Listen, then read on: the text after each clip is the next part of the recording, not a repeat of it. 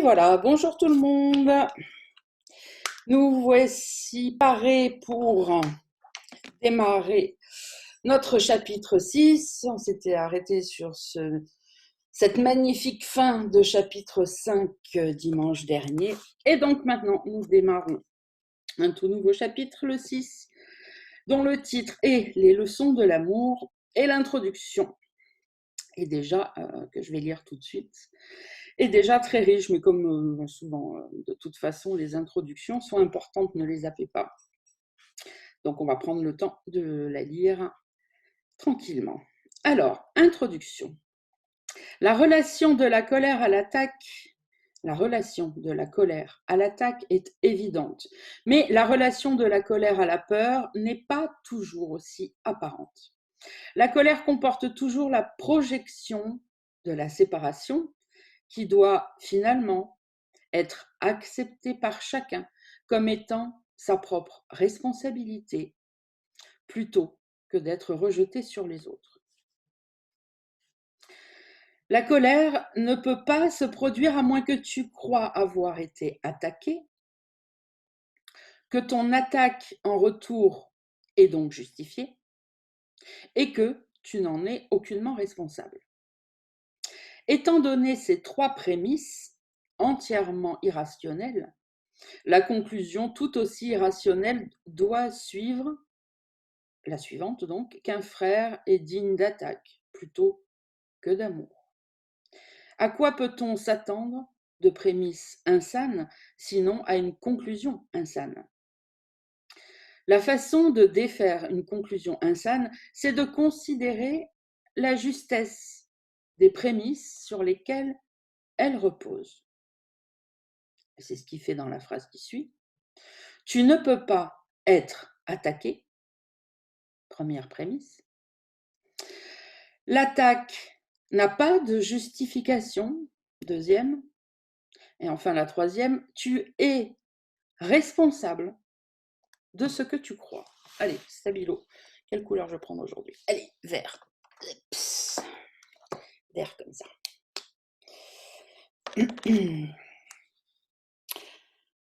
Donc la dernière phrase répond à ce qu'on a lu au début. On la stabilote. Voilà, alors la colère comporte toujours la projection de la séparation qui doit finalement être acceptée par chacun comme étant sa propre responsabilité plutôt que d'être rejetée sur les autres.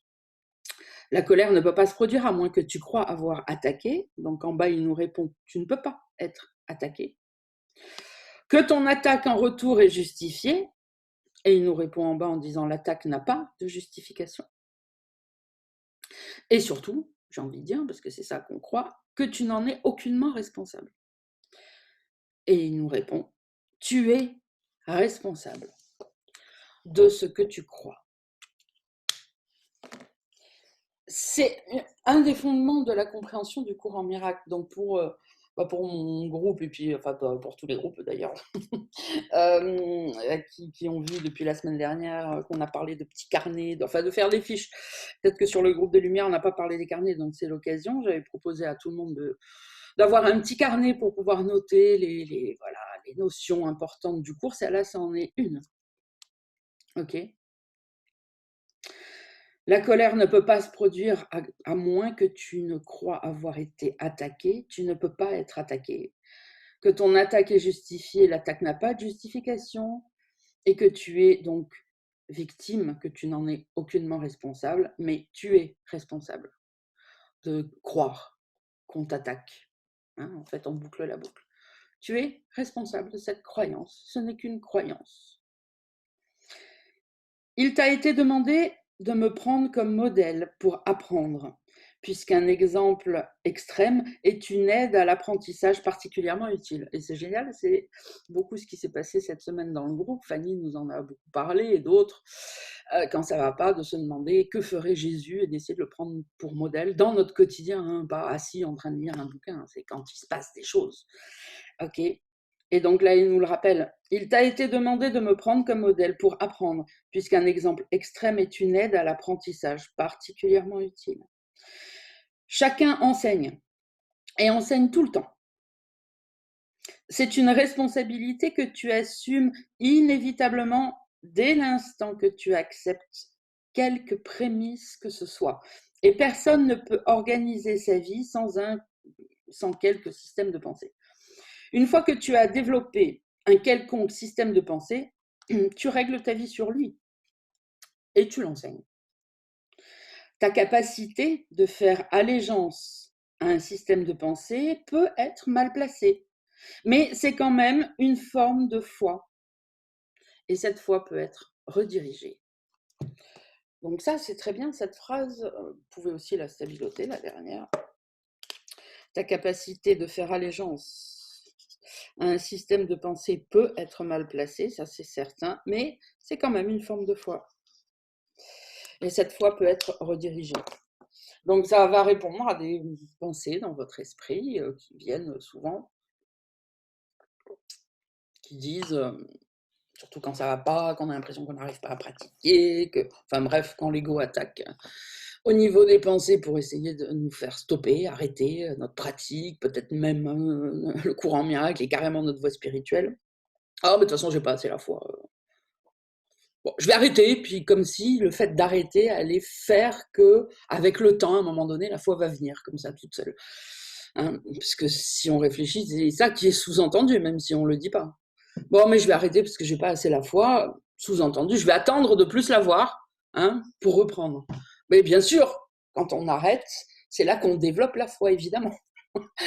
Et oui. Donc, vous voyez, ces pensées-là, ben voilà, évidemment, on dit comme ça, tout le monde est OK, on dit c'est n'importe quoi. Ouais, sauf que quand vous les pensez, que vous réfléchissez pas à ces pensées-là, que vous les remettez pas en cause, quand je dis réfléchir, c'est les remettre en cause, bah ouais, ça paraît logique, ouais, bah j'ai pas la foi, je vais arrêter, et puis j'attendrerai plus tard. Ah oui, un jour ça viendra comme ça, poum, un matin je vais me lever, puis je vais me prendre un sac de foi sur la tête. Ok, oui, et la foi va rentrer en moi comme ça. Ça sera un jour de chance. Hein. Voilà, donc c'est important ce qu'il vient de dire.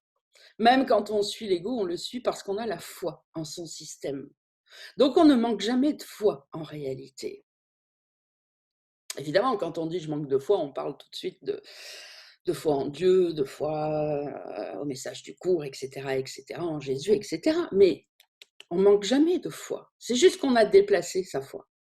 Et donc, vous voyez, c'est pas la foi qu'il faut chercher, c'est à la déplacer au bon endroit. Ça, c'est moins compliqué. Enfin, c'est moins compliqué. Il n'y a pas besoin d'aller chercher la foi. Vous pouvez vous dire, non, mais j'ai toute la foi nécessaire. Seulement, je la place dans le mauvais enseignant, au mauvais endroit, dans le mauvais système de pensée.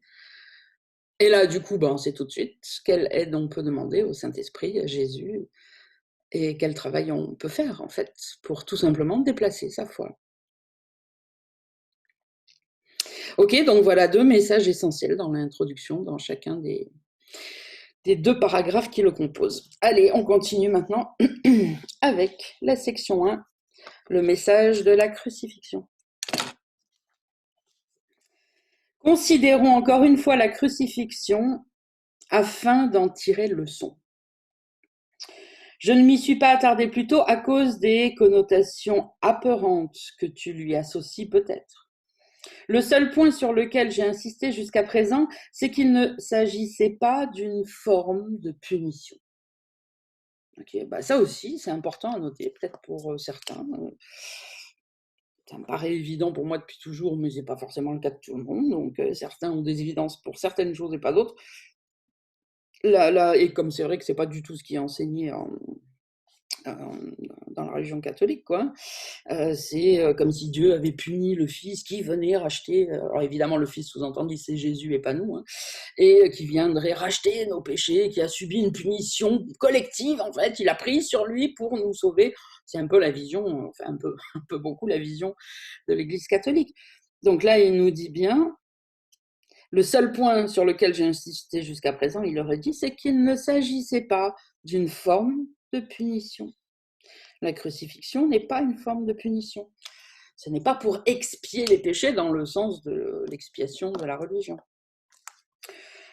Toutefois, rien ne peut s'expliquer uniquement de manière négative.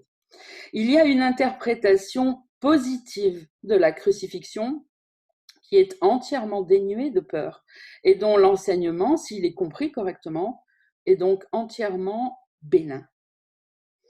La crucifixion n'est rien de plus qu'un exemple extrême. Sa valeur, comme la valeur de n'importe quel mécanisme d'enseignement, réside uniquement dans le type d'apprentissage qu'elle facilite. Elle peut être, et elle a été, mal comprise. C'est seulement parce que les apeurés sont enclins à percevoir peureusement.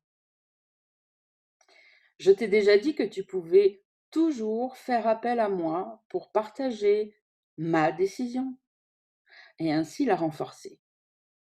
Je t'ai dit aussi que la crucifixion était le dernier voyage inutile que la filialité avait besoin de faire et qu'elle représentait la délivrance de la peur pour quiconque la comprenait.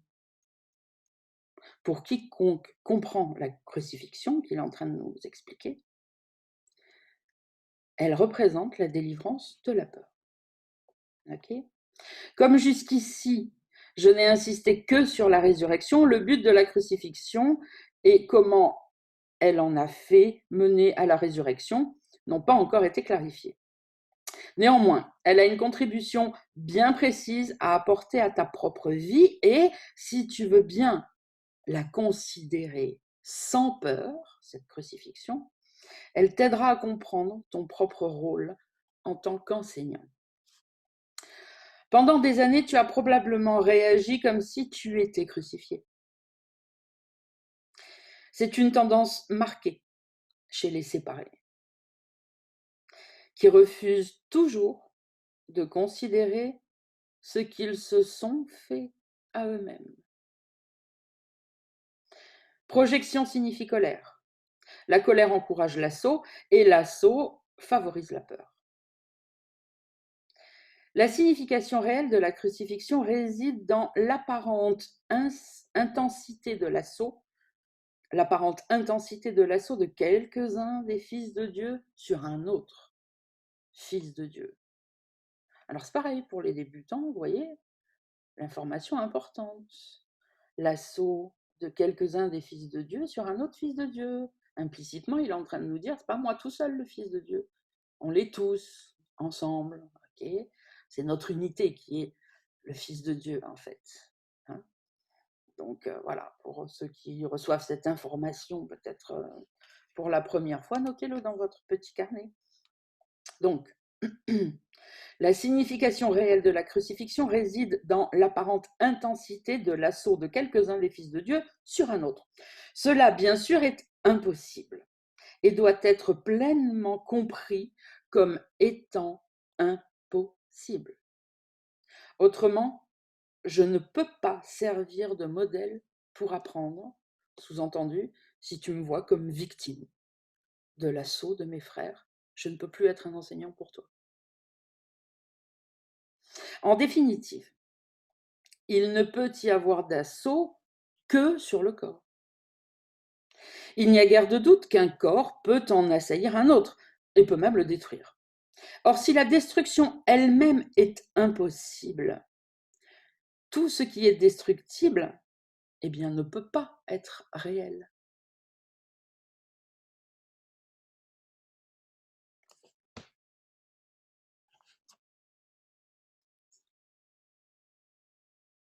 Voyez comment il nous amène à réaliser des choses qu'on sait comme ça intellectuellement, et puis après qu'on nie évidemment dans une expérience, sans même se rendre compte qu'on l'a nie.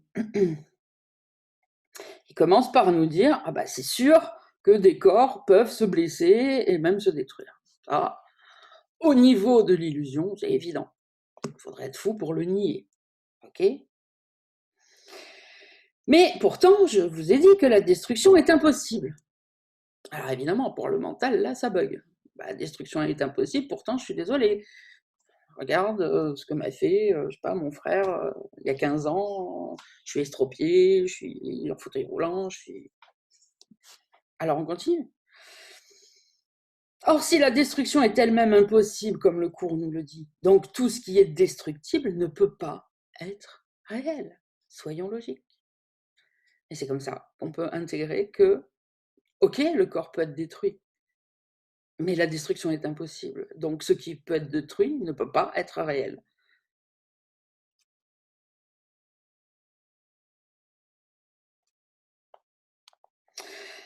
Par conséquent, sa destruction ne justifie pas la colère. D'ailleurs, ça peut répondre à certaines personnes qui avaient réagi, et comme je le comprends, c'est dimanche dernier ou dimanche d'avant, je ne sais plus, quand j'avais parlé du repenti de certaines personnes qui auraient fait des choses terribles, viols, meurtres, etc. Évidemment, sur YouTube, certaines personnes sont venues dire « Ah, mais comment vous dites ça ?» Bon, bref. Et oui, parce que cette notion n'est pas comprise. Alors, c'est très bien, Jésus répond là. Si le corps n'est pas réel, pourquoi être en colère parce qu'on a fait subir quelque chose à mon corps? Si c'est le cas, ça doit nous amener à prendre conscience que notre croyance est erronée et que c'est là-dessus qu'il faut travailler.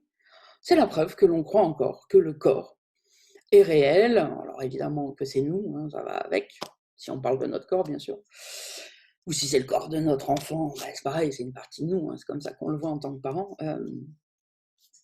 Et donc si on est en colère parce qu'on a fait du mal à mon corps ou au corps de ma sœur, de mon enfant, de mon parent, ben c'est la preuve que pour l'instant, ma croyance au corps n'est pas du tout défaite, qu'elle est bien ancrée en moi. Donc je sais ce que j'ai à pardonner, ce sur quoi j'ai à travailler, là où je peux demander de l'aide au Saint-Esprit, etc. Hein. Il n'est pas question de dire « Ah, bah, je m'aperçois que je crois encore, allez, je me sens coupable, je me flagelle, je me punis. » Ça ne sert à rien, c'est pas ce que le courant miracle nous apprend.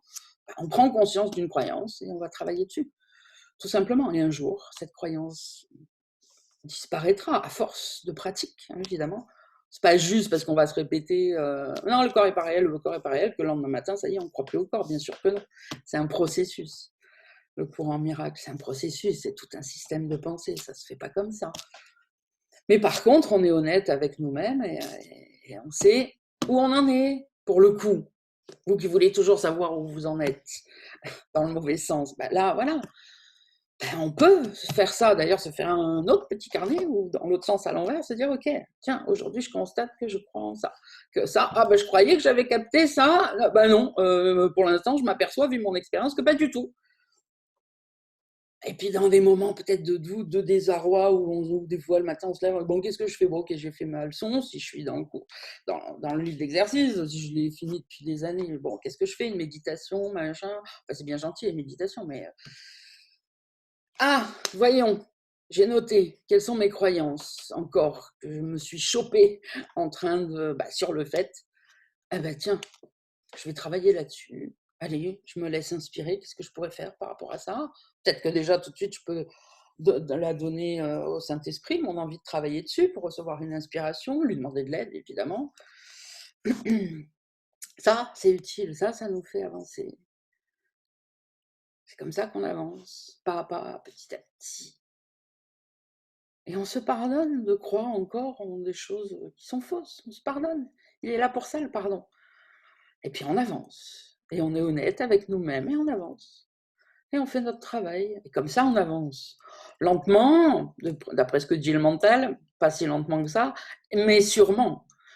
Là, on avance, on fait des pas, c'est certain.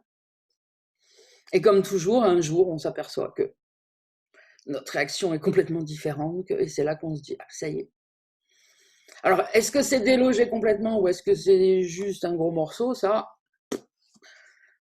on ne sait pas, j'en sais rien. Moi, je constate qu'il y a des choses auxquelles je ne réagis plus. Je ne sais pas si c'est le dernier stade ou s'il y en a d'autres, je m'en fiche.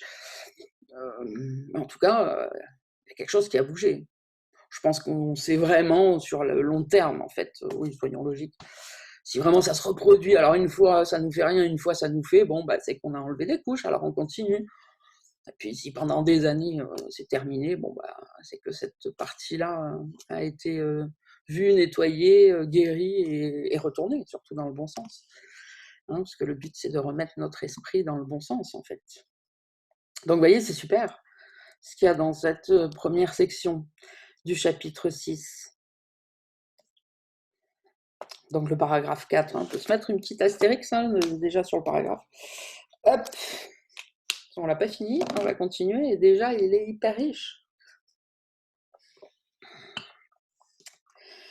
En définitive, je reprends depuis le début et j'enchaîne. Il ne peut y avoir d'assaut que sur le corps. Il n'y a guère de doute qu'un corps peut en assaillir un autre et peut même le détruire.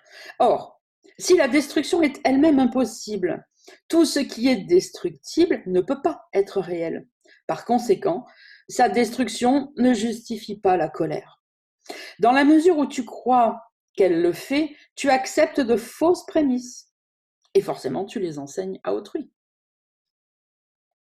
Le message que la crucifixion était censée enseigner, c'est qu'il n'est pas nécessaire de percevoir une quelconque forme d'assaut dans la persécution, parce que tu ne peux pas être persécuté.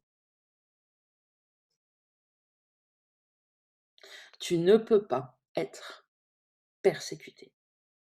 Tu ne fais que l'expérience de tes idées, de tes croyances profondes dans ce monde illusoire. Si tu réponds par la colère, tu dois t'assimiler au destructible. Et donc, tu te regardes toi-même d'une manière insane. Alors, celle-là, elle est du jaune pour la faire ressortir. Si tu réponds par la colère, donc à une attaque, bon là on parle du corps précisément, hein. On reste sur cet exemple, mais restons sur cet exemple. Si tu réponds par la colère, alors qu'on attaque ton corps, tu dois donc t'assimiler au destructible dans ton esprit. Hein, il nous parle de notre croyance. Et donc, quand tu t'assimiles au destructible, ça veut dire que tu te regardes toi-même, que tu te vois toi-même comme quelque chose d'insane, d'une manière insane, pour reprendre les mots qui sont écrits. Et tu ne sais donc pas qui tu es. À ce moment-là, c'est évident. Et donc, tu as beaucoup à apprendre pour retourner ton identification. Parce que tout ce que tu vas continuer de penser à n'importe quel sujet va partir d'une prémisse fausse. Et bien sûr qu'après, tu vas te sentir coupable, que tu vas avoir envie de te punir ou de punir les autres. C'est pareil, c'est toi les autres. Puisque tu te regardes toi-même d'une manière insane, puisque tu ne vois pas la réalité de qui tu es. On continue. J'ai expliqué clairement que je suis comme toi et que tu es comme moi. Mais notre égalité fondamentale ne peut être démontrée que par une décision conjointe. Tu es libre de te percevoir comme persécuté si tel est ton choix. Tu es libre de te percevoir comme persécuté si tel est ton choix. Quand tu choisis de réagir ainsi, toutefois, tu devrais te rappeler que j'ai été persécuté, comme le monde en juge, mais c'est une évaluation que je ne partageais pas. Jésus est en train de nous dire, je ne me suis jamais vu comme persécuté par le monde, comme toi, tu me vois persécuté par le monde. Et parce que je ne la partageais pas, cette évaluation, eh bien, je ne l'ai pas renforcée dans mon propre esprit. J'ai donc offert une interprétation différente de l'attaque et interprétation que cette fois je veux partager avec toi. Et si tu y crois, alors tu m'aideras à l'enseigner. Cette interprétation différente de l'attaque. Voyez comme ce qu'il nous dit est important à comprendre. Chaque chose que l'on croit vraie, même si on fait erreur, c'est pas grave. Le cours en miracle est là pour nous aider à réinterpréter. Jésus nous dit, même pas là dans cette phrase, il n'y a pas d'attaque, tu te trompes, il faut que tu voies les assauts comme quelque chose d'irréel, il n'y a pas d'attaque. Bien sûr que non, il le sait, il a été dans un corps.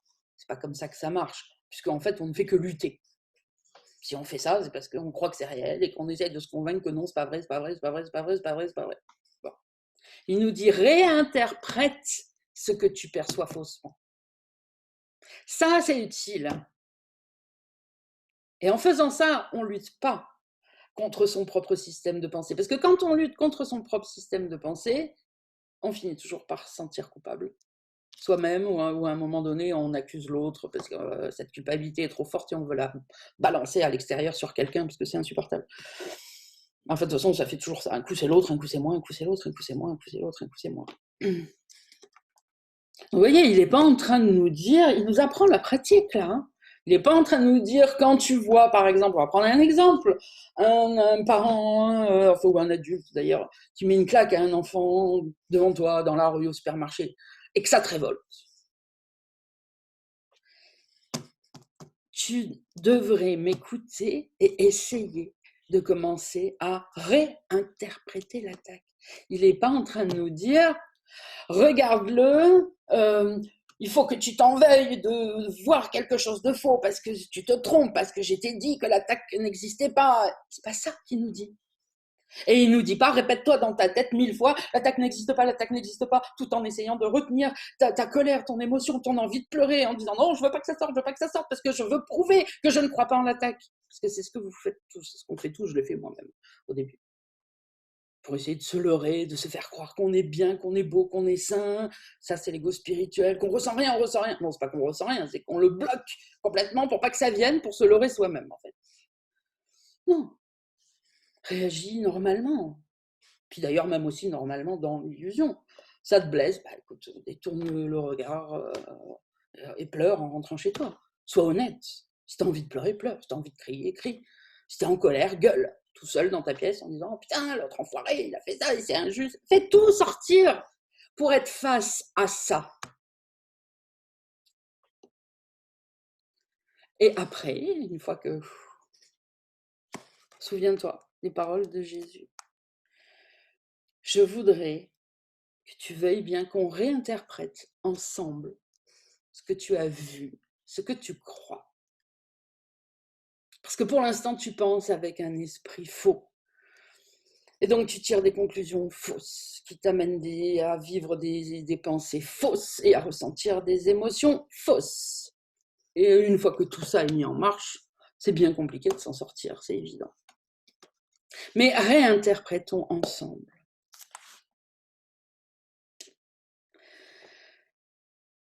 Je n'ai pas partagé votre évaluation de la situation quand j'ai été crucifié. Et comme je ne la partageais pas, cette interprétation, je ne l'ai pas renforcée dans mon système de croyance. Je vous ai donc offert à tous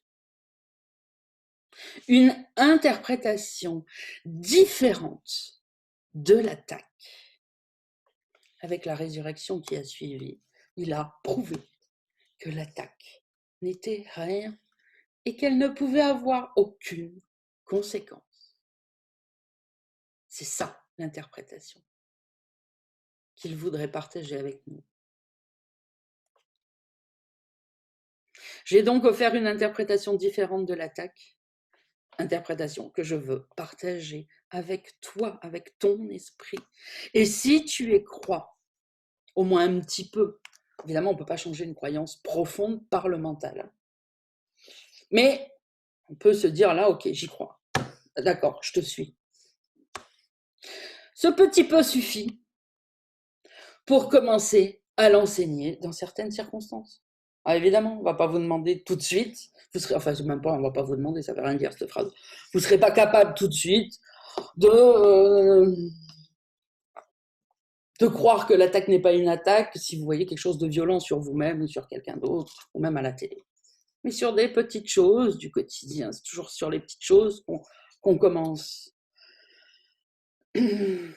Toutes ces petites choses où des fois on se sent attaqué pour une bêtise, des bricoles, quoi, voilà. Je voulais me garer au supermarché, il y en a un qui arrive, plaf, il me pique la place. Je me sens attaqué dans ces cas-là, je suis désolée.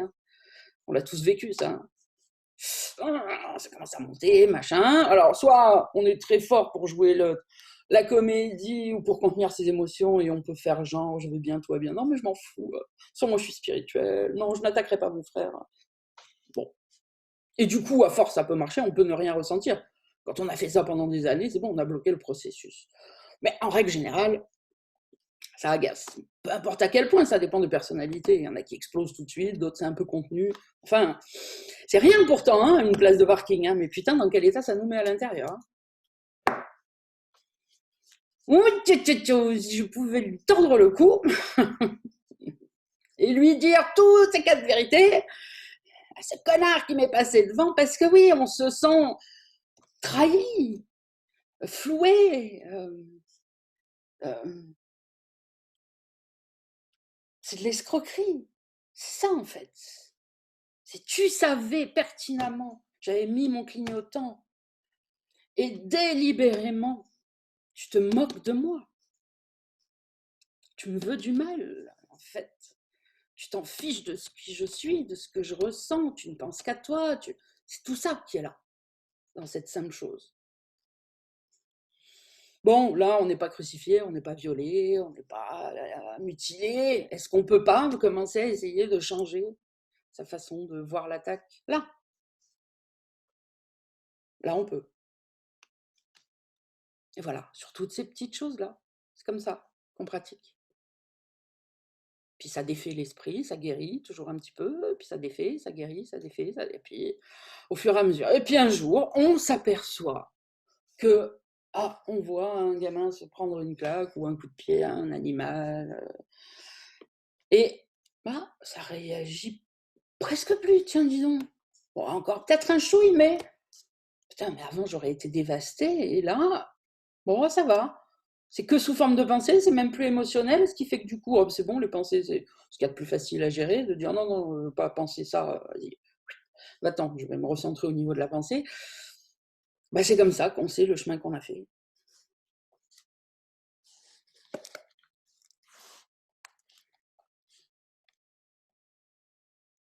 Vous voyez comme il est riche ce passage.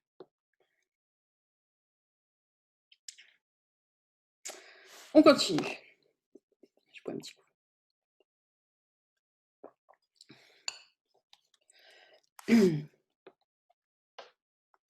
Donc si tu y crois, tu m'aideras à l'enseigner. Comme je l'ai déjà dit, comme tu enseignes, ainsi tu apprendras. Oui, de façon de te comporter qui enseigne aux autres, de te comporter, de t'exprimer, d'agir, voilà. Enseigne aux autres, mais t'enseignes à toi, évidemment. Voilà, comme tu enseignes, ainsi tu apprendras. Si tu réagis comme si tu étais persécuté, alors tu enseignes la persécution.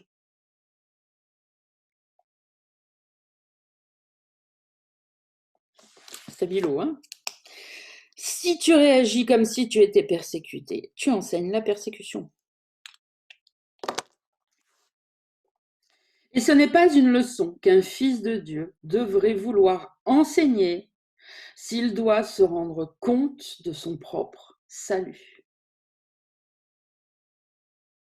Ce n'est pas une leçon qu'un fils de Dieu devrait vouloir enseigner s'il doit se rendre compte de son propre salut. Et là, encore une fois, vous voyez, il y a un mot important, parce que bon, c'est pareil, on peut stabiloter les deux, elles vont ensemble en fait. Hein. Ah, ça y est, samedi dimanche, ça commence.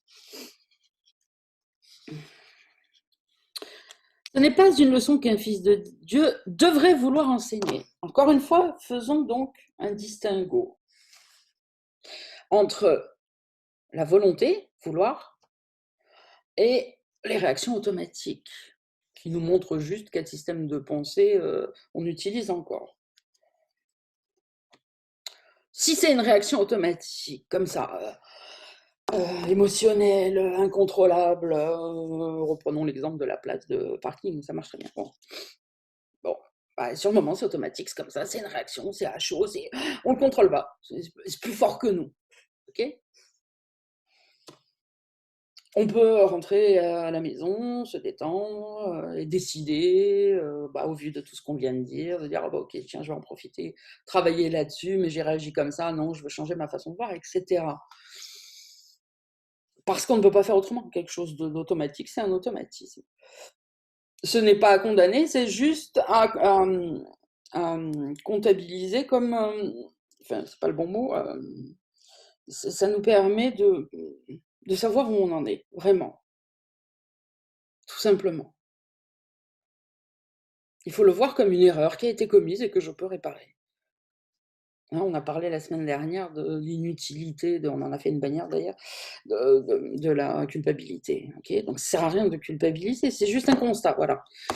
C'est un constat. On constate que pour l'instant on a réagi comme ça, bah, ça nous permet de savoir où on en est, comment on peut avancer sur notre esprit, qu'est-ce qu'on a besoin de travailler, etc. Mais ça, il y a une grande différence entre ça et vouloir l'enseigner. Et c'est à ça qui fait référence. Il nous parle de ça. Il n'est pas en train de nous dire tu ne devrais pas réagir comme ça automatiquement. Hein, parce que ça veut dire que t'es quoi, t'es con, t'es nul, t'as pas appris. Mais bien sûr que non. Il nous dit tu ne devrais pas vouloir l'enseigner. Donc si tu te chopes en train de le faire automatiquement, ben, il te suffit de vouloir ne pas l'enseigner et commencer à réparer ton erreur dans ton esprit, hein, commencer à apprendre, à faire ce qu'il faut pour changer ça. Maintenant, si tu vois que tu réagis comme ça et qu'en rentrant tu dis non mais oh, c'est normal, hein, je suis désolée, hein. T'as vu ce que m'a fait l'autre? Non. Ça, c'est vouloir enseigner. Vous voyez, on fait un distinguo entre les deux. Là, c'est autre chose. Et donc, c'est pour ça qu'il nous dit un fils de Dieu ne devrait pas vouloir enseigner cela. C'est ça qu'il faut surveiller dans notre esprit. Est-ce qu'on pense que c'est normal, que c'est légitime d'être en colère parce que l'autre nous a fait ça? Ou est-ce qu'on a plutôt tendance à culpabiliser parce qu'en fait, au fond, intellectuellement, on sait que non? C'est ça qui est une énorme différence. Est-ce qu'on veut absolument montrer à l'autre qu'il s'est trompé, que nous sommes dans notre bon droit, qu'on a raison et que l'autre a tort? Ça, c'est vouloir l'enseigner. Réagir comme ça automatiquement, si après on fait tout pour défaire l'erreur, bon, bah, c'est pas la même chose. Ok? Donc c'est important de le voir comme ça. Donc, ce n'est pas une leçon qu'un fils de Dieu devrait vouloir enseigner s'il doit se rendre compte de son propre salut, bien sûr. C'est pas une leçon qu'un fils de Dieu devrait vouloir enseigner, comme je l'ai dit, en supposant que tu es sur le chemin, en réclamant le salut, en voulant l'éveil, etc. Hein. C'est dans le cadre du courant miracle qu'on en parle. Hein. Après, ceux qui n'ont pas de voie spirituelle et qui font ce qu'ils enfin, qui font ce qu'ils veulent dans la vie, ils font bien ce qu'ils veulent dans la vie. Et ben oui, tout le monde est libre. Hein. Il n'y a pas de morale dans ce que je veux que vous compreniez, c'est ça, c'est qu'il n'y a pas de morale dans cette phrase. Les gens ne devraient pas faire ça. Non, là, on parle entre un enseignant et des étudiants du courant miracle. Ils nous expliquent, ceux qui ne sont pas là-dedans, et qui veulent vivre sans Dieu, ils sont libres de faire ce qu'ils veulent. C'est des fils de Dieu quand même. De toute façon, il n'y a que même, ils se blessent eux-mêmes, ils finiront par l'apprendre comme tout le monde au moment où, voilà, et c'est pas à nous de juger ça, de décider. Là, on parle vraiment entre personnes qui viennent et qui disent vouloir le salut, okay, qui disent vouloir s'éveiller, se souvenir de leur vraie identité. Il ne faut pas retourner la phrase comme une phrase moralisatrice que Jésus dirait au monde entier. Okay, non. Donc je la relis et j'enchaîne. Ce n'est pas une leçon qu'un fils de Dieu devrait vouloir enseigner s'il doit se rendre compte de son propre salut. Plutôt, enseigne ta propre parfaite immunité, qui est la vérité en toi, et rends-toi compte que cette vérité en toi ne peut pas être assaillie. N'essaie pas de la protéger toi-même, cette vérité en toi, car ce serait croire qu'elle peut être assaillie. Et oui, parce que si on réagit en disant eh oh, je suis le fils de Dieu, tu ne dois pas me traiter comme ça, ben ça, évidemment, soyons logiques, il le dit. C'est la preuve que tu crois que je peux te faire quelque chose. Donc, ton ego spirituel te dit que tu es intelligent, que tu as tout compris et que tu fais exactement ce que tu veux, évidemment, mais pas du tout. Regarde ce que ça veut dire. Si tu essayes de te défendre en quoi que ce soit, c'est que tu crois qu'on peut te faire quelque chose. Donc là, du coup, ça devient un peu plus subtil à trouver, évidemment, pour l'honnêteté envers soi-même. Mais voilà, c'est ce qu'il nous dit dans cette phrase. Plutôt enseigne ta propre parfaite immunité qui est la vérité en toi et rends-toi compte qu'elle ne peut pas être assaillie. N'essaie pas de la protéger toi-même, cette immunité en toi. Sinon, ça veut dire que tu ne crois pas qu'il y a une immunité en toi. Hein. Voilà. Il ne t'est pas demandé d'être crucifié. Car ce qui faisait partie de ma propre... je recommence. Il ne t'est pas demandé d'être crucifié, ce qui faisait partie de ma propre contribution à l'enseignement. Voilà, car c'était ma propre contribution à l'enseignement. C'était par là que je devais passer. Je ne te demande pas de te faire crucifier. Quand on dit prends exemple sur Jésus, ça ne veut pas dire qu'on va subir toutes les contingences qu'il a suivies.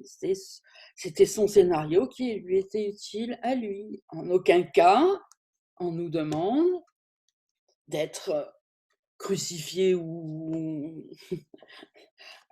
assimilé, j'ai envie de dire, parce que c'est sûr qu'à notre époque, on ne crucifie pas les gens, mais enfin, il y a d'autres façons de torturer et de tuer. Donc il nous dit bien, je ne te demande pas de suivre ma voie dans ce sens-là. C'était ce qu'il y avait dans mon scénario qui était prévu pour ces occasions de pardon à lui et pour démontrer l'enseignement, etc. Hein. S'il y avait un doute, il est clair. Donc, il ne t'est pas demandé d'être crucifié, ce qui faisait partie de ma propre contribution à l'enseignement. Il t'est seulement demandé, face à des tentations beaucoup moins extrêmes de mal percevoir, de suivre mon exemple et de ne pas les accepter comme une fausse justification à la colère. Ce qu'il est en train de nous dire, c'est que si tu te mets en colère après quelqu'un parce que tu crois que cette personne t'a fait quelque chose, tu diras, comme l'exemple de tout à l'heure de la place de parking, non mais c'est normal que je sorte de ma voiture et que je l'engueule, t'as vu ce qu'elle a fait.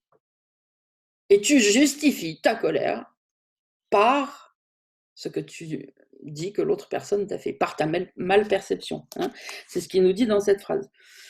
Il t'est seulement demandé, face à des tentations beaucoup moins extrêmes de mal percevoir, de malperception, de suivre mon exemple et de ne pas les accepter comme fausses justifications à la colère. Il ne peut y avoir de justification à l'injustifiable. Ne crois pas qu'il y en ait et n'enseigne pas qu'il y en a. Rappelle-toi toujours que ce que tu crois, tu l'enseignes. Crois avec moi et nous deviendrons égaux en tant qu'enseignants. Ta résurrection est ton réveil. Je suis le modèle de la renaissance, mais la renaissance elle-même n'est que l'émergence dans ton esprit de ce qui s'y trouve déjà. Oui, ça s'y trouve déjà, mais il faut que ça émerge. Parce que si tu avais conscience de la vérité, encore une fois, tu ne serais pas là, dans l'illusion, avec un corps, en train de vivre un scénario. Tu ne serais pas en train de te défendre quand on te fait quelque chose parce que tu crois que tu n'es pas qui tu es, tout simplement. Et de dire, mais c'est déjà fait, mais c'est déjà arrivé. Oui, à un autre niveau, un niveau dont tu n'es pas conscient. Sinon, tu serais Jésus, sinon tu ne serais pas là, sinon tu serais le Saint-Esprit. Ok. Le fait même que tu sois dans ce scénario prouve que tu ne sais pas complètement qui tu es, que ta conscience est déplacée et qu'il faut donc apprendre à replacer ta conscience au bon endroit, que tu penses avec un esprit séparé et qu'il faut apprendre à penser avec un esprit un, uni, indivisé.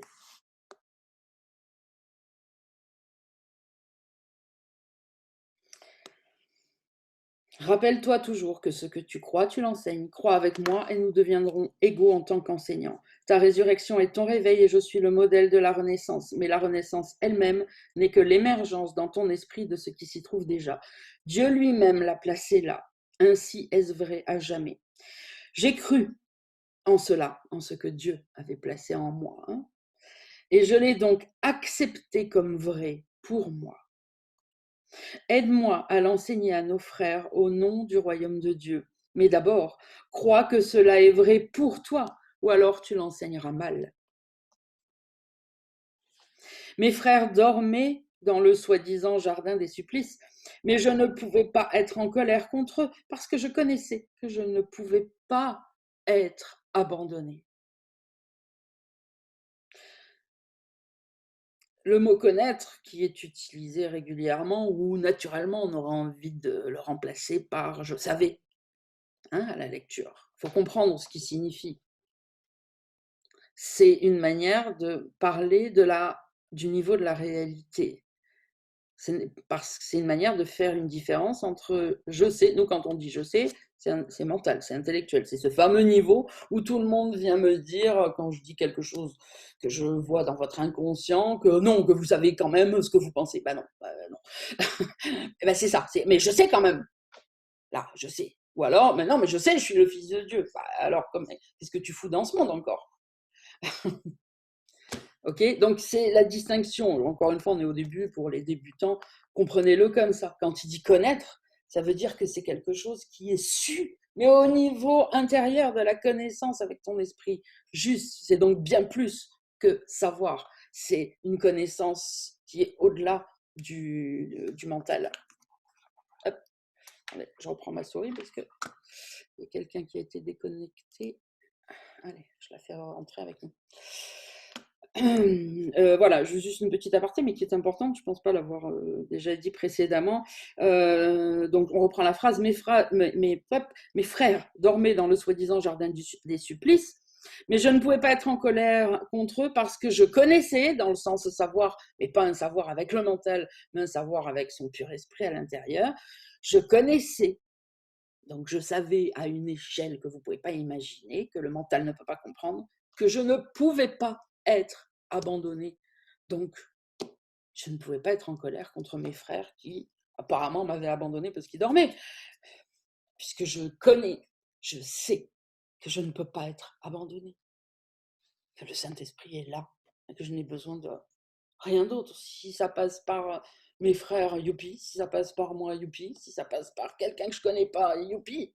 On s'en fiche par quoi, par qui ça passe. Parce que si c'est pas l'un, c'est l'autre, puisque je connais que je ne peux pas être abandonnée et seule.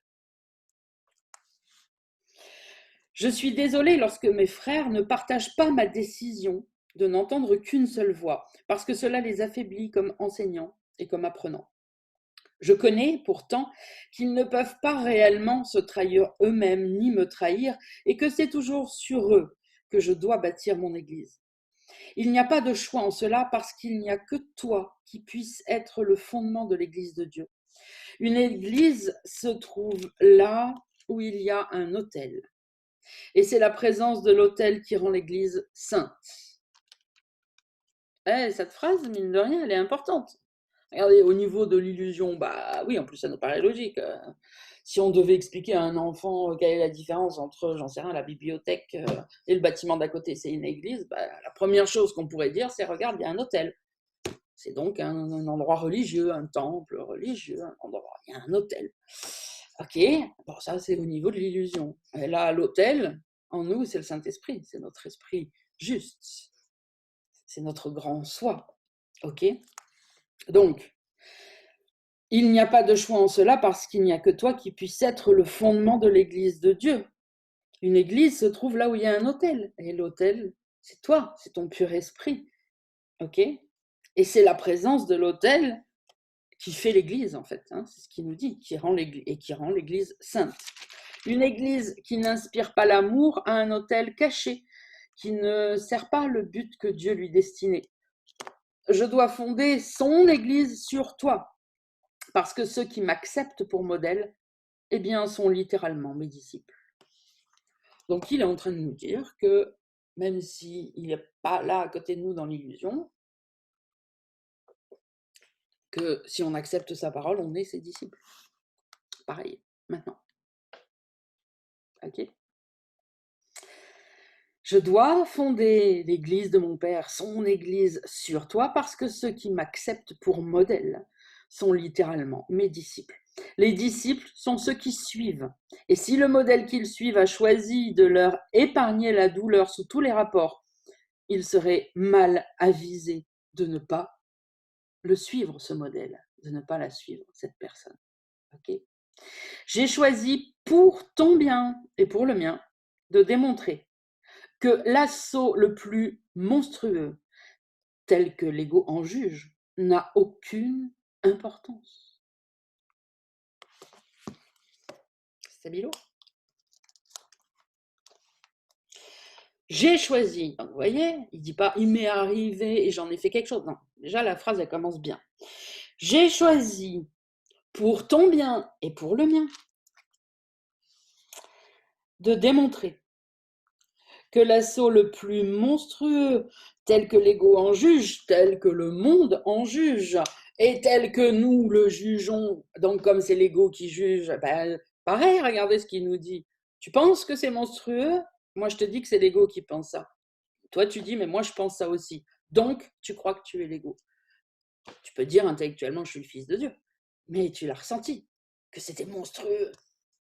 Et moi, je te dis que c'est l'ego qui juge comme ça, que c'est le monde qui juge comme ça. Toi aussi? Alors, tu vois, tu as oublié qui tu es. L'ego, pour l'instant, semble être en toi. Et tu agis par rapport à lui. Sinon, tu n'aurais pas pu penser ça.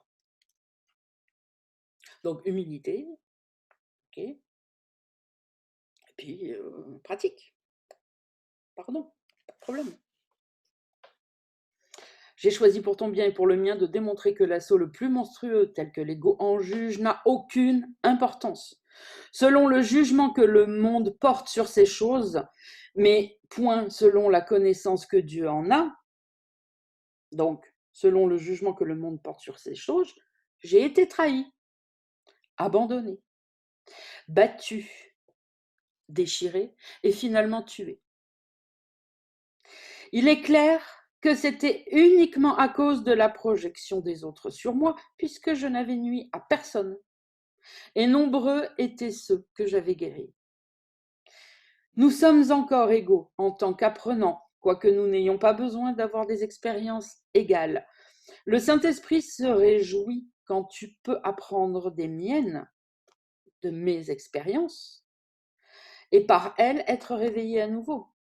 Tu n'as pas besoin de les revivre. Si tu les vis, si tu les intègres, si tu reçois de l'enseignement par lui, c'est ce qu'il est en train de nous dire. Et le Saint-Esprit en est très heureux. Il souhaite que tu n'aies pas besoin de faire toutes ces expériences que malheureusement, en règle générale, on a besoin de vivre parce qu'on est plus têtu que des mules et tant qu'on n'est pas plus bactère, tant qu'on n'est pas à deux doigts de la mort, on ne changera pas d'idée. Mais c'est pas utile, c'est ce qu'il est en train de nous dire. Pas utile. Et le Saint-Esprit est ravi quand on s'épargne ce genre de souffrances, même si elles sont illusoires, et qu'on peut apprendre en regardant le parcours de quelqu'un d'autre. Tant mieux. Ok. Donc, nous sommes encore égaux en tant qu'apprenants, quoique nous n'ayons pas besoin d'avoir des expériences égales. Okay, commence à le dire là. Le Saint-Esprit se réjouit quand tu peux apprendre des miennes d'expérience et par elles être réveillé à nouveau. C'est leur but. Et c'est la seule façon pour moi d'être perçu comme la voie, la vérité et la vie.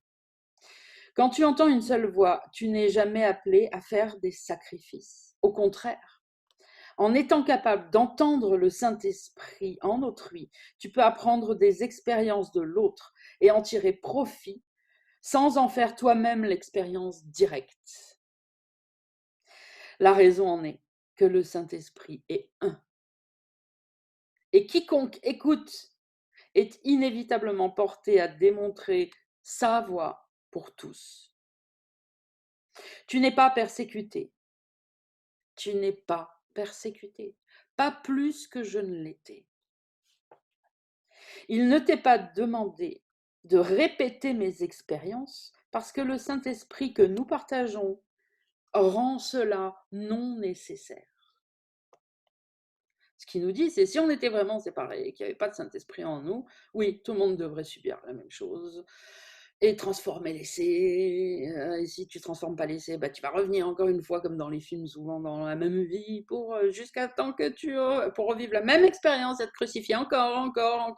Et à chaque fois que tu es crucifié, tu râles, tu pleures, tu dis que tous des enfoirés, et ben, tu vas mourir, puisque bon, c'est la fin de l'expérience. Et tu vas revenir, et tu vas le revivre pour qu'un jour, tu transformes l'essai et que tu te souviennes.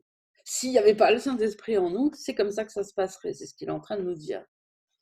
Mais ce n'est pas utile, puisque le Saint-Esprit en nous D'abord, il y a un seul Saint-Esprit, il n'y a pas le Saint-Esprit de Sandrine, de Solène, de je sais pas qui, de Pierre, de Paul, de Jacques, et il ne dit pas la même chose, bien sûr, aux uns et aux autres, parce qu'en fait, il y a plein de Saint-Esprit. Non. Le Saint-Esprit est un, il est en nous. Et ce qui a été vécu par un est transmis à tous les esprits. Si toi, en tant qu'esprit, tu veux recevoir, être enseigné et accepté, alors tu n'as plus besoin de faire cette expérience. Ok? Donc, on était où? Quand tu entends une seule voix, tu n'es jamais appelé à faire des sacrifices. Au contraire, en étant capable d'entendre le Saint-Esprit en autrui, tu peux apprendre des expériences de l'autre et en tirer profit sans en faire toi-même l'expérience directe. La raison en est que le Saint-Esprit est un. Et quiconque écoute est inévitablement porté à démontrer sa voix pour tous. Tu n'es pas persécuté, pas plus que je ne l'étais. Il ne t'est pas demandé de répéter mes expériences parce que le Saint-Esprit que nous partageons rend cela non nécessaire. Pour utiliser mes expériences de façon constructive toutefois, tu dois encore suivre mon exemple dans la manière dont tu les perçois. Donc on en revient à ce qu'il nous disait au départ. Tu dois encore suivre mon exemple dans la manière dont tu les perçois. Donc ce qu'il est en train de nous dire, c'est que j'ai été crucifié, j'ai transformé la résurrection est venue et j'ai démontré la vérité au monde. Tu ne seras pas crucifié, il l'a dit, tu n'as pas besoin de faire ça, il ne t'a pas demandé ça, bon. Mais si tu continues à vouloir regarder cette expérience autrement que comme moi je la vois, elle ne sera pas bénéfique pour toi. Si tu continues à vouloir regarder la crucifixion comme quelque chose d'horrible qui m'est arrivé, de punir, de condamner les personnes de l'époque qui ont fait ça, les Romains, les Ponce Pilate, les je sais pas qui, les machins, les trucs, alors tu ne bénéficies pas de mon enseignement du tout, du tout, du tout.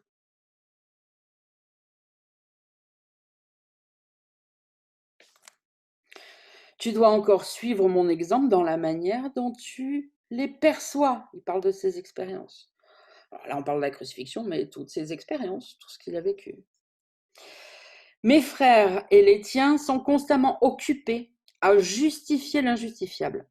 Ma seule leçon que je dois enseigner comme je l'ai apprise est qu'aucune perception qui est en désaccord avec le jugement du Saint-Esprit ne peut être justifiée. Et le jugement du Saint-Esprit, c'est le Fils de Dieu, est innocent, non coupable, maintenant et pour l'éternité.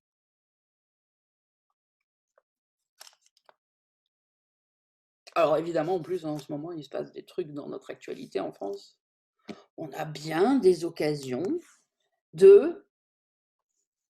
Les frères et les tiens sont constamment occupés à justifier l'injustifiable. Ma seule leçon que je dois enseigner comme je l'ai apprise est qu'aucune perception qui est en désaccord avec le jugement du Saint-Esprit ne peut être justifiée. Donc si vous percevez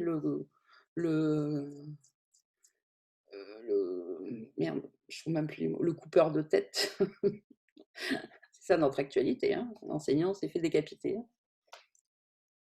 Je ne sais même pas qui c'est, quand, comment, bon bref. Comme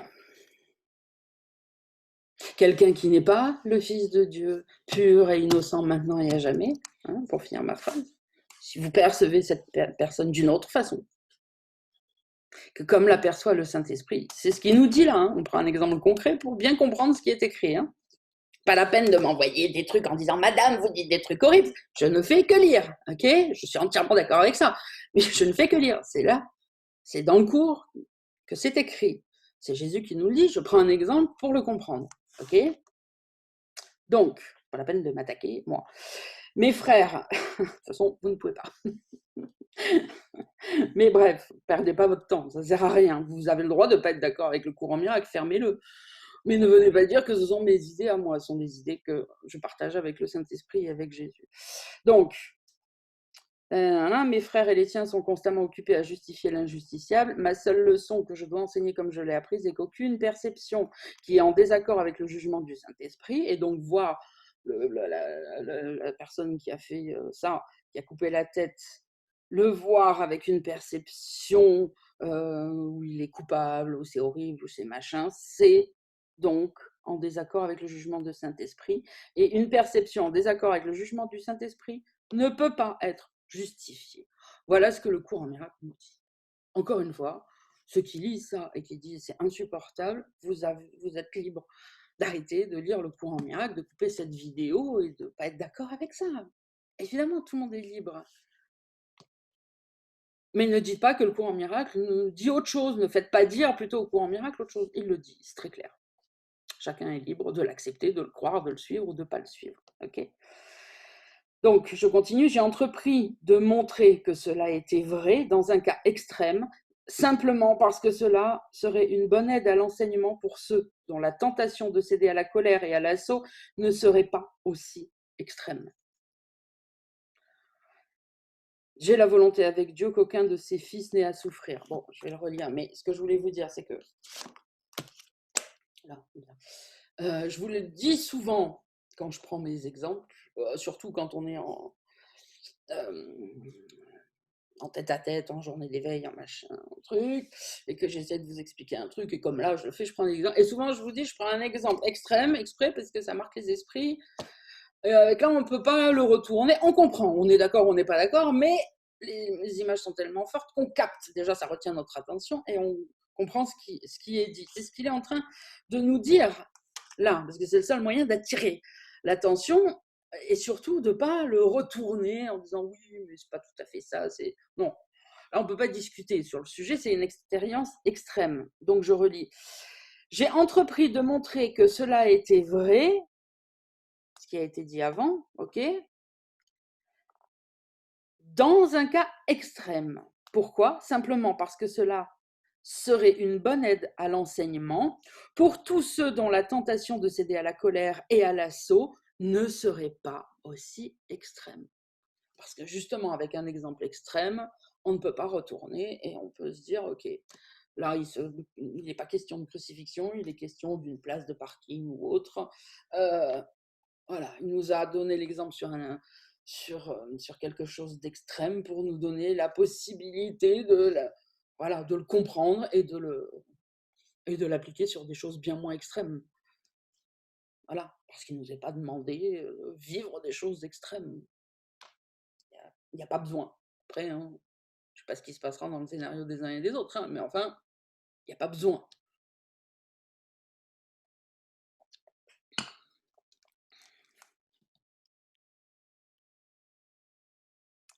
Bon, je relis le paragraphe 11 et j'enchaîne avec le 12. Tu n'es pas persécuté, pas plus que je ne l'étais. Il ne t'est pas demandé de répéter mes expériences parce que le Saint-Esprit que nous partageons rend cela non nécessaire. Pour utiliser mes expériences de façon constructive toutefois, tu dois encore suivre mon exemple dans la manière dont tu les perçois. Mes frères et les tiens sont constamment occupés dans ce monde à justifier l'injustifiable, c'est-à-dire la colère, on parle bien de ça. Hein. Ma seule leçon que je dois enseigner comme je l'ai apprise est qu'aucune perception qui est en désaccord avec le jugement du Saint-Esprit, aucune de ces perceptions ne peut être justifiée. J'ai entrepris de montrer que cela était vrai dans un cas extrême, simplement parce que cela serait une bonne aide à l'enseignement pour tous ceux dont la tentation de céder à la colère et à l'assaut ne serait pas aussi extrême. J'ai la volonté, avec Dieu, qu'aucun de ses fils n'ait à souffrir. La crucifixion ne peut pas être partagée parce que c'est le symbole de la projection. Mais la résurrection est le symbole du partage parce que le réveil de chaque fils de Dieu est nécessaire pour permettre à la filialité de connaître son entièreté. Cela est la reconnaissance. Seul cela est la reconnaissance. Le message de la crucifixion est donc parfaitement clair. N'enseigne que l'amour, car c'est ce que tu es, même quand on te crucifie. Parce que, alors, cette phrase, qu'est-ce que je l'entends? Elle est bien sortie de son contexte. N'enseigne que l'amour, car c'est ce que tu es. Dans des situations, des fois, où ils ne voient même pas qu'ils prennent la phrase pour montrer l'inverse, en fait, de l'amour. Bon. Donc, n'enseigne que l'amour, car c'est ce que tu es. Hein, c'était quoi la phrase d'avant? Le message de la crucifixion est donc parfaitement clair au vu de tout ce qu'il vient de nous dire. Deux points, donc même en cas de crucifixion, n'enseigne que l'amour, car c'est ce que tu es. C'est l'ensemble qu'il faut prendre en considération et pas sortir sa phrase de son contexte et s'en servir pour justifier la séparation, pour justifier sa colère, etc. etc. Donc d'ailleurs, on va stabiloter la phrase et celle qu'il introduit. Okay. Le message de la crucifixion est donc parfaitement clair, n'enseigne que l'amour, car c'est ce que tu es. On continue. Si tu interprètes la crucifixion de toute autre façon, tu l'utilises comme une arme d'assaut plutôt que comme l'appel à la paix qu'elle était censée être. Les apôtres l'ont souvent mal comprise, et pour la même raison que quiconque la comprend mal. Leur propre amour imparfait les rendait vulnérables à la projection, et c'est leur propre peur qui les a fait parler de la colère de Dieu. Comme arme de sa vengeance. Pardon, la phrase n'était pas finie. Donc je relis. Leur propre amour imparfait les rendait vulnérables à leur projection, à la projection, et c'est leur propre peur qui les a fait parler de la colère de Dieu comme arme de sa vengeance. Ils ne pouvaient pas non plus parler de la crucifixion tout à fait sans colère, parce que leur sentiment de culpabilité les avait mis en colère. Voici quelques exemples de pensées sans dessus-dessous dans le Nouveau Testament, bien que son évangile ne soit en réalité qu'un message d'amour. Si les apôtres ne s'étaient pas sentis coupables, ils n'auraient jamais pu me citer ainsi, de point, « Je ne suis pas venu apporter la paix, mais l'épée. » Il est clair que c'est l'opposé de tout ce que j'ai enseigné. Ils n'auraient pas non plus décrit, ah non, c'est pas facile à dire ça, je vais le dire doucement. Ils n'auraient pas pu non plus, plein de paix, décrire mes réactions envers Judas comme ils l'ont fait, s'ils m'avaient réellement compris. Donc, je n'aurais pas pu dire, c'est par un baiser que tu trahis le Fils de l'homme, à moins de croire en la trahison. Et je ne croyais pas en la trahison, nous dit Jésus. Tout le message de la crucifixion était simplement que je n'y croyais pas, et que donc fais-moi ce que tu veux, enfin moi non, justement, fais ce que tu veux à mon corps, je ne suis pas ce corps, je suis le pur esprit, je n'y crois pas, fais-toi plaise, je vais te montrer que tu te trompes. Vas-y, crucifie-moi. Je vais te montrer que tu te trompes. Et je vais te rappeler qui tu es toi aussi, en te montrant que je ne t'en veux pas, que tu ne m'as rien fait.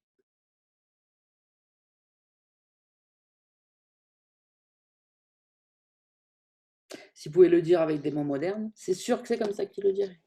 Vas-y, vas-y. Et je vais te montrer. Je sais que c'est difficile à croire, mais tu vas voir, je vais te montrer la vérité. Et comme ça, tu seras sauvé avec moi.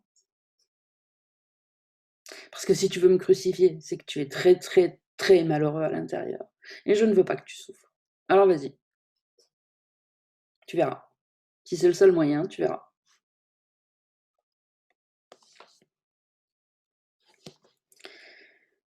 Tout le message de la crucifixion était simplement que je n'y croyais pas.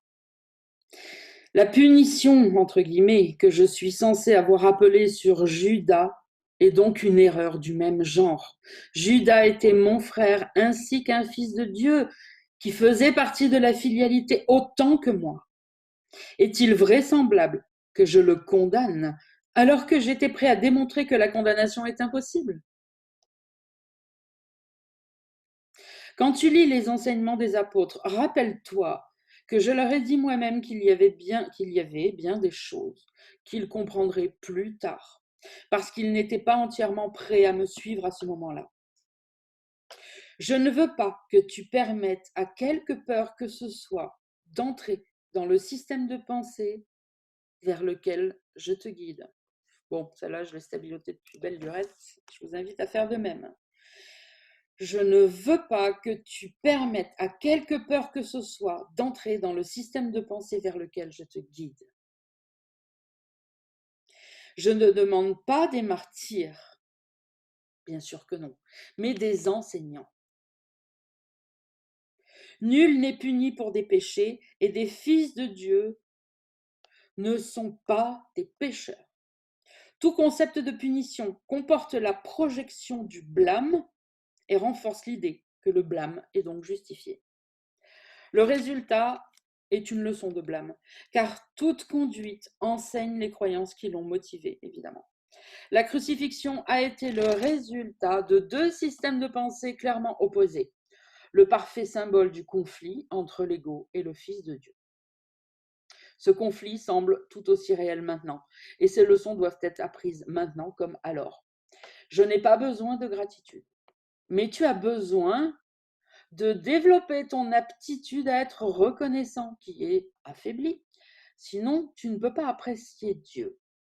Il n'a pas besoin que tu l'apprécies, mais toi, si, tu as besoin de l'apprécier. Tu ne peux pas aimer ce que tu n'apprécies pas, car la peur rend impossible d'apprécier. Quand tu as peur de ce que tu es, tu ne l'apprécies pas, et par conséquent, tu le rejettes, avec pour résultat que tu enseignes le rejet. Quand tu rejettes quelque chose, tu enseignes le rejet, ok? Voilà. Donc, quand on rejette quelqu'un, encore une fois, un mec je sais pas, qui est dans la rue, qui parle de Dieu avec une arme, et qu'on dit « Oh mon Dieu !» eh bien, on enseigne le rejet. Parce qu'on entend aussi souvent des trucs des États-Unis comme ça, qui viennent jusqu'à nous, maintenant en plus avec les périodes d'élection, machin, encore plus, et ce sont des choses, là-bas, on le sait, il y a des ports d'armes autorisés, des machins, bon. On voit souvent des choses comme ça. C'est bien gentil de dire oui, oui, et au moment où ça se passe, tu es en colère, pas bien. Non, non, comprends ce que tu es en train de lire. Applique-le dans ta vie. Si c'est juste, t'es d'accord, là, tu fermes et qu'après tu fais blablabla, t'as juste passé un bon moment, c'est tout. Ok? Donc, mince, j'ai perdu le truc où j'en étais. Là. Hop, hop, hop, hop. Oui, voilà. Quand tu as peur de ce que tu es, tu ne l'apprécies pas et par conséquent, tu le rejettes. Avec pour résultat que tu enseignes le rejet. Quand tu rejettes quelque chose, tu enseignes le rejet. Le pouvoir des fils de Dieu est présent tout le temps parce qu'ils ont été créés créateurs. L'influence qu'ils ont les uns sur les autres est sans limite et doit être utilisée pour leur salut conjoint. Oh, quelle est belle celle-là, je l'aime. Leur salut conjoint. Allô, pour tous ceux qui veulent s'éveiller, eux, dans leur coin, pour eux, et puis tant pis pour les autres. Ok? Alors, l'influence qu'ils ont les uns sur les autres est sans limite et il doit être utilisé pour leur salut conjoint. Chacun doit apprendre à enseigner que toutes les formes de rejet sont insignifiantes. Elles n'ont donc pas de signification, donc pas de sens. La séparation et la notion de rejet. Aussi longtemps que tu enseignes cela, tu y croiras. Ce n'est pas ainsi que Dieu pense, et tu dois penser comme il pense, si tu veux le connaître à nouveau. Donc, il nous dit, si tu veux le connaître à nouveau. Donc, même s'il nous dit que c'est déjà arrivé, que c'est déjà là, que le monde est déjà fini, il n'est pas fou, Jésus. S'il nous dit ce qu'on doit faire pour le connaître à nouveau, c'est bien que pour l'instant, on ne le connaît pas. Même si, à un autre niveau, ce n'est pas vrai. Sinon, il n'y aurait pas de cours en miracle. Il n'y aurait pas de livre d'exercice. Parce que ça, c'est une idée qui revient régulièrement, par vague, par plusieurs esprits, évidemment, de « mais c'est déjà fait, il n'y a rien à faire, mais c'est déjà là, je suis déjà saint maintenant ». Non, il y a des niveaux. Oui, au niveau de la vérité, tu l'es. Oui, au niveau de la vérité, tout ça ne s'est jamais produit. Et si c'était comme ça que tu devais penser maintenant, dans ton expérience illusoire, il n'y aurait pas de courant miracle. Il n'y aurait pas d'enseignement, il n'y aurait pas d'apprendre le pardon, il n'y aurait pas de livre d'exercice. Jésus aurait mis une pancarte dans le ciel en disant « C'est pas vrai, c'est déjà fini, t'as rien à faire, continue, fais ce que tu veux. Agis, pense comme bon te semble. » Ça n'a aucune incidence puisque ce monde n'est pas réel. Pourquoi il aurait fait un courant miracle? Il faut bien le comprendre, ça. Parce que c'est l'erreur que font les 3/4 des étudiants du cours en miracle au début, qui retournent ce que l'ego adore faire, évidemment, c'est retourner l'enseignement pour le mettre à sa sauce, à lui, enfin bon, ok. Donc, aussi longtemps que tu enseignes cela, tu y croiras. Ce n'est pas ainsi que Dieu pense, et tu dois penser comme Dieu pense si tu veux le connaître à nouveau. Donc, pour l'instant, il est bien clair qu'on ne le connaît pas et qu'on doit faire des tas de choses pour retrouver conscience de notre véritable identité qui est effectivement déjà en place maintenant, mais à un niveau qui n'est pas accessible à notre conscience. Rappelle-toi que le Saint-Esprit est le lien de communication entre Dieu le Père, et ses fils séparés. Si tu écoutes sa voix, tu connaîtras que tu ne peux ni blesser ni être blessé, et qu'ils sont nombreux à avoir besoin de ta bénédiction pour les aider à entendre cela par eux-mêmes. Quand tu ne perçois que ce besoin en eux et ne réponds plus à aucun autre, alors tu t'es mis à mon école. Et tu as aussi hâte que moi de partager ce que tu as appris. Et c'est bien ce qui me semblait, hein, il est déjà tard. Mais aussi, c'est vrai que maintenant il fait nuit, on a changé d'heure. Est-ce que je continue? Non, hein, on est d'accord. Hein. On fait une section par une section en ce moment, c'est comme ça. Il y en a d'autres, des fois ça va plus vite.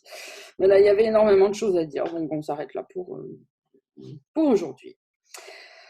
Voilà, parce qu'on a dit beaucoup de choses, c'est essentiel. Et voilà, comme d'habitude, ça ne sert à rien d'empiler les passages, les compréhensions pour automatiquement enlever ce qui a été compris une demi-heure avant. Restez là-dessus, repassez-vous-le, relisez-le, le replay, la lecture, ce que vous voulez intégrer. Notez dans votre petit carnet, essayez d'appliquer ce qui a été lu. Et voilà. Bon, c'est vrai que cette session était longue quand même, parce que ça a fait 3-4 pages. Hein, donc on s'arrête là, et dimanche prochain, nous prendrons la section 2, l'alternative à la projection. Voilà, les pardonneurs, les lumières. Je vous embrasse tous, je vous dis à dimanche prochain. Prenez soin de votre esprit. Et dimanche prochain, je vérifie, on est où?